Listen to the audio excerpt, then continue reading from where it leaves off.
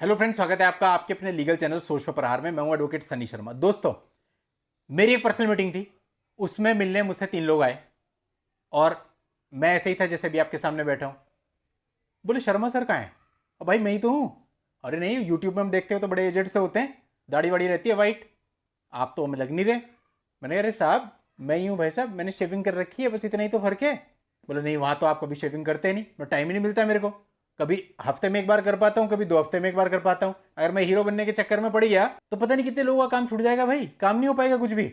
तो अगर मुझे काम करना है ना, तो मुझे इन सब फालतू बातों से ध्यान हटाना पड़ेगा, केवल तब काम हो पाएगा। लोगों ने विश्वास करके पूरे देश की जिम्मेदारी दे रखी है, अब जो जिम्मेदारी मिली है उसको निभाना तो है ही, आपको भी सहयोग करना पड़ेगा। बहुत सारे लोग मेरे को कहते हैं कि सर ऐसा है, मेरा अर्जेंट है।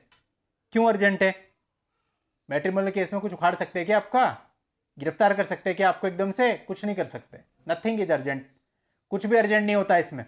आम आदमी कोई समन आ जाता है तो उसके लिए अर्जेंट हो जाता है, कोई नोटिस आता है तो उसके लिए अर्जेंट हो जाता है, कोई एफआईआर हो जाती है तो उसके लिए अर्जेंट हो जाता है, कोई पुलिस का कॉल आ जाता है तो उसके लिए अर्जेंट हो जाता है। कुछ नहीं होता अर्जेंट मैट्रिमोनियल में। जहां से भी कॉल आ रही है उसको बोल दो अभी नहीं आ सकता, इतने टाइम के बाद आऊंगा।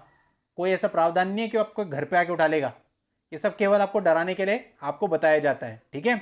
बहुत टाइम होता है। अर्जेंट एक्चुअल में क्या होता है? जब पुलिस घर पे खड़ी हुई होती है अरेस्ट करने के लिए, उसे कहते हैं अर्जेंट। आप समझिए, आपसे पहले वो अर्जेंट वाले खड़े हैं जिनसे अगर बात नहीं करी तो कांड हो जाएगा। तो पहले वो जरूरी है, क्योंकि दोस्तों जैसे आप सफर कर रहे हो ना, आपके लिए आप हो, लेकिन मेरे लिए आप जैसे लाखों लोग हैं। इतने लोग सफर कर रहे हैं कि आप अंदाजा भी नहीं लगा सकते। हर एक आदमी कहता है मुझे सर मेरा केस तो यूनिक है, ऐसा केस आपने देखा नहीं होगा। लेकिन दोस्तों पता नहीं क्या क्या देख लिया मैंने, आप उसका अंदाजा नहीं लगा सकते। ठीक है, आप अपने पर्सनल लेवल पे सोचते हो, लेकिन इस देश में बहुत भयंकर लेवल पे बीमारी है। एक लेबर क्लास पर्सन जो होता है ना, मजदूर, दिहाड़ी मजदूर, उसकी पत्नी ने केस डाला हुआ है और उससे 6 लाख रुपए मांग रही है। एक करोड़पति अरबपति आदमी जो कि एक बॉलीवुड सेलिब्रिटी है, उसकी पत्नी ने केस डाला हुआ है और वो उससे मांग रही है। ऐसे प्रशासनिक अधिकारी जो कि बहुत अच्छे ओहदे पे हैं, वो मेरे क्लाइंट हैं, उनकी पत्नियों ने 498 डाल रखा है। ऐसे कुछ अधिकारी हैं जो कि मजिस्ट्रेट की पोस्ट पे आसीन है, उनकी पत्नियों ने केस डाल रखा है, वो मेरे क्लाइंट हैं। अब आप बताओ भैया, इस देश का सिस्टम बड़ा खराब हो चुका है। अब जब इतने बड़े बड़े प्रतिभाशाली लोग अपनी प्रतिभा और अपने पद के आधार पर इन चीजों से डायरेक्टली बाहर नहीं आ पा रहे हैं, तो आपको क्या लगता है कि आप आ जाएंगे? यानी कि एक आम आदमी की क्या हैसियत, जब पदों में आसीन लोग जिनके पास पावर है, जिनकी कलम में ताकत है, वो भी 498 को झेलने को मजबूर है, तो एक आम आदमी कैसे ही कह सकता है कि मैं इससे एकदम से बाहर आ जाऊंगा? अब बस फर्क यही तो होता है कि अगर आप लेबर करते हैं, 500 रुपए की दिहाड़ी करते हैं, आपकी पत्नी 6 लाख मांगती है। अगर आप कोई बिजनेसमैन है, या आप कोई प्रशासनिक अधिकारी हैं, या आप कोई और उच्च पद पे विद्यमान है, तो वहां वो आपसे 5 करोड़ मांगती है। बात तो वही है, क्वांटम ही तो चेंज हुआ, सिस्टम तो वही है।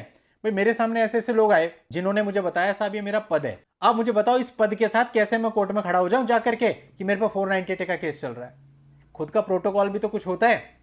अब दोस्तों ऐसे ऐसे लोगों को भी 498 के झूठे मुकदमे झेलने पड़ रहे हैं।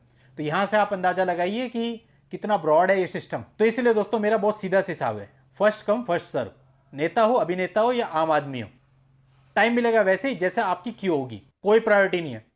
एक बार क्या हुआ, मेरे एक असिस्टेंट हैं, उनको कॉल आता है और उनको कोई धमकाने लगा, मेरी सर से अभी बात कर रहा हूं, मैं फला फला जगह का नेता हूं। मेरे असिस्टेंट ने उन्हें मना किया, वो चढ़ गया उसके ऊपर, गाली गलौज करने लगा, कह रहा तू मुझे जानता नहीं मैं कौन हूं। ठीक है, अब बहुत हद हो गई, वैसे तो मैं किससे बात करता नहीं ऐसे। मैं चल ला भाई तू फोन दे मुझे। मैंने कहा भाई साहब देखो ऐसा है, अगर आपको लगता है कि आप ऐसे पद पे आसीन है और आपकी इतनी पावर है कि हम आपको जानते नहीं, तो आप वो जो केस आपके ऊपर चल रहा है उसे खत्म करा लो ना यार। वो पावर आप वहां पे यूज करो, वो पावर आप हम जैसे कमजोर आदमियों पे क्यों यूज कर रहे हो? तो इसलिए दोस्तों हम सब एक जैसे ही हैं और हमें एकजुटता से रहना चाहिए। किसी का अधिकार नहीं मारना हमको कि भाई ठीक है तुम दूसरे का कैंसिल करो, मुझे पहले दो। ये पहले वाला सिस्टम हमारे इंडिया में ना बड़ा बेकार है। हर एक आदमी चाहता है भंडारे में कड़ी चावल सबसे पहले उसको मिले। ऐसा नहीं होना चाहिए ना, एक प्रॉपर लाइन होनी चाहिए। हमारे यहाँ लाइन कहीं प्रॉपर लगती नहीं। जो थोड़ा सा ताकतवर होता है वो आगे घुसने की कोशिश करता है कि मुझे पहले कड़ी चावल मिल जाए, लेकिन ये चीज़ गलत है, ऐसा नहीं होना चाहिए। अगर हम क्यू में चलेंगे, अगर हम लाइन से चलेंगे तो सबका भला होगा। अगर हम क्यू तोड़ने की कोशिश करेंगे तो किसी का भला नहीं होगा। अगर मैं वहां भंडारा बांट रहा हूं ना, मैं तो कड़ी चावल के पतीले पे ढक्कन लगा दूंगा। दोस्तों ये जो व्यवस्था हमारे यहाँ पे है ना, ये बहुत बुरी है और इसी व्यवस्था की वजह से दोस्तों बहुत सारा करप्शन भी हमारे यहाँ फैला हुआ है। अभी मैं एक न्यूज पढ़ रहा था, जिस न्यूज के अंदर यह आ रखा था कि भाई रजिस्ट्रार कार्यालय के अंदर दस्तावेजों की उलटफेर हो रही है, यानी कि जो ओरिजिनल रजिस्ट्रियां उनके कागज बदले जा रहे हैं और इस वजह से कई लोग अपना मालिकाना हक खो चुके हैं। आप सोचिए, लोगों की कैसे कैसे कमाई हुई जमीनें जायदादें होती हैं, और कुछ लोगों से मिल करके सरकारी कर्मचारी इस प्रकार के कार्य कर रहे थे। अब आज ही मैंने अखबार में पढ़ा सुबह। तो ये सब चीजें इसीलिए है ना कि हर एक आदमी गलत तरीके से यहाँ पे आगे बढ़ना चाहता है। तो ऐसा हमको नहीं करना दोस्तों, आराम से चलना है, आराम से वाट लगानी है, और जो जितना शांत रहेगा वो उतनी आसानी से वाट लगाएगा।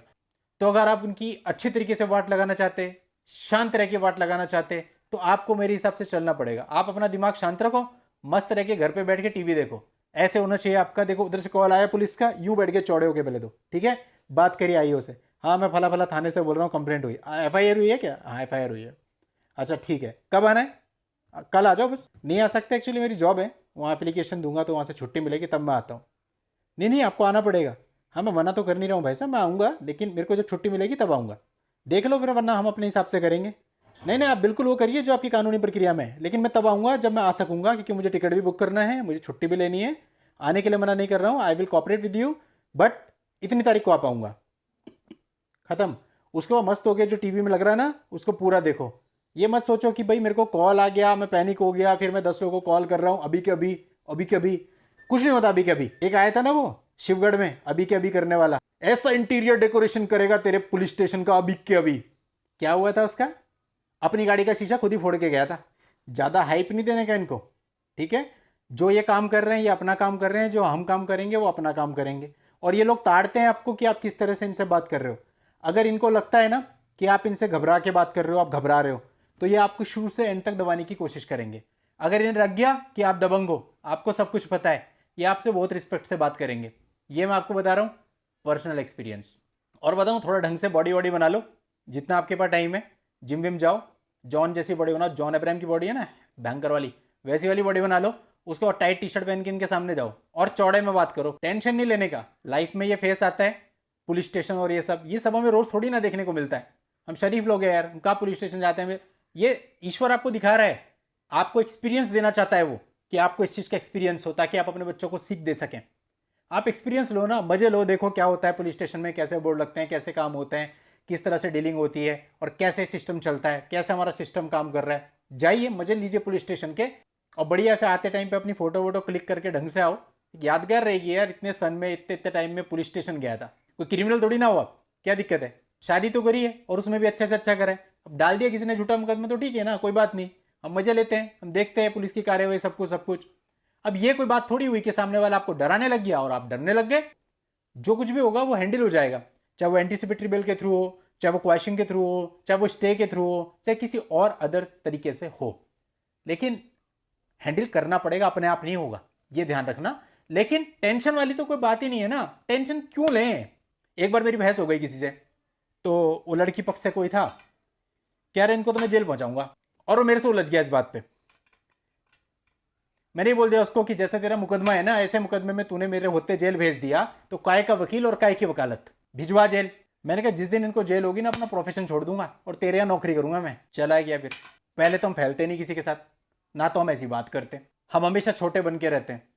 लेकिन अगर कोई ज्यादा बड़बोलापन दिखाएगा, अगर कोई ज्यादा हेकड़ी दिखाएगा, सारे निकाल दूंगा वहीं के वहीं। अब दोस्तों फालतू तो हम किसी को छेड़ते नहीं, लेकिन अब कोई जबरदस्ती उंगल पिंगल करेगा तो फिर क्या करेंगे? कानून की बातें कानून से लड़ ले, मेरिट पे लड़ ले। अब कोर्ट से बाहर आकर के तो उनको कुछ बोलेगा तो फिर बाहर के भी सारे प्रावधान पता है अपने को। I am very humble but I know every quality of devil. If you will be smooth I will be very smooth with you, but if you will try to be hard with me then I will give you sugar cane and you have to eat it. तो दोस्तों कहने का मतलब है अपने attitude को high रखने का है। पुष्पा देखी थी ना, खाने को कुछ नहीं, एटीट्यूड फिर भी हाई, बना बाद में पुष्पा भाई। ऐसे ही दोस्तों अपने को भी एटीट्यूड रखने का है। सन्नी नाम सुन के फ्लावर समझा क्या? सनफ्लावर, फायर है मैं। आपके जो पत्नी पक्ष के लोग होंगे ना, उनके सामने कभी भी सीरियस नहीं रहने का, हमेशा ऐसे ही रहने का। अलग अलग मूवीज के डायलॉग उनके सामने मारने का, सोचने पे मजबूर हो जाए वो कि हम इतने कैसे वैसेज कर रहे हैं, इसको फिल्मों की पड़ रही है, पागल हो गया क्या, बावला हो गया क्या। उनके समझ में नहीं आनी चाहिए इसको हो क्या गया। जाने का कभी गोविंदा का डायलॉग मारने का, कभी सनी देओल का डायलॉग मारने का, कभी किसी और का, और कभी इनके सामने गाने गाने का। इनको मतलब मेंटली सिक कर देने का, इनको इलाज कराना पड़ जाए अपना। रात को सपने आए इनको, जब आपसे बात करना है तभी कोई डायलॉग मार दो। राजकुमार साहब के कितने बढ़िया बढ़िया डायलॉग हैं जाने वाले। कभी धर्मपाजी बन जाओ, वो वीरू बसंती वाले डायलॉग मार दो। कभी गब्बर बन जाओ, कभी तारीख पे तारीख। मतलब बहुत तरीके हैं इनकी फिरकी लेने के। फिरकी लेने वाले बनो, फिर देखो आप इंजॉय करोगे हर तारीख। भाई पैसा तो लग ही रहा है, रो के भी लग रहा है, हंस के भी लग रहा है। इनकी फिरकी लेंगे तब भी लगेगा, तो इनकी फिरकी लेते हैं ना, क्या दिक्कत है। और कभी कभी आप बच्चन साहब भी बन सकते हो। हाँ तुम्हारे पास ज्वेलरी है, मेरे पास माँ है। हाँ हाँ हाँ। और बल्कि माँ को भी सिखा दो 2-4 डायलॉग। और कभी माँ भी आए ना वहाँ पे कोर्ट में तो वो भी पेल दे 2-4 डायलॉग।